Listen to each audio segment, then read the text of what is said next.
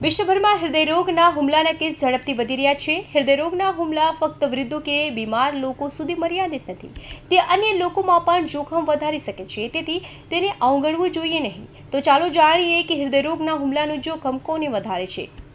ભારતમાં ખાસ કરીને યુવાનોમાં હૃદયરોગના હુમલાના કેસ ઝડપથી વધી રહ્યા છે।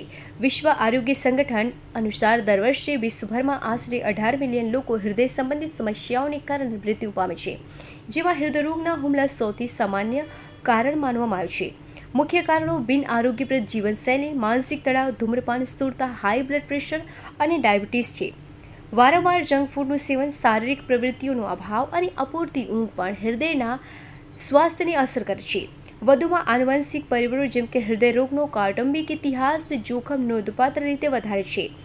વિશેષજ્ઞોનું કહેવું છે કે હૃદયરોગના પહેલા શરીર કેટલાક પ્રારંભિક સંકેતો આપવાનું શરૂ કરે છે, જેને અવગણવું ખતરનાક બની શકે છે।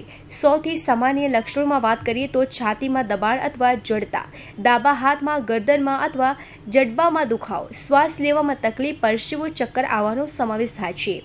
કેટલાક લોકોને હળવા લક્ષણોનો અનુભવ થઈ શકે છે, જેમ કે છાતીમાં ભારેપણું અથવા નબળાઈ, જેને ઘણીવાર ગેસ અથવા એસિડિટી માનવામાં આવે છે।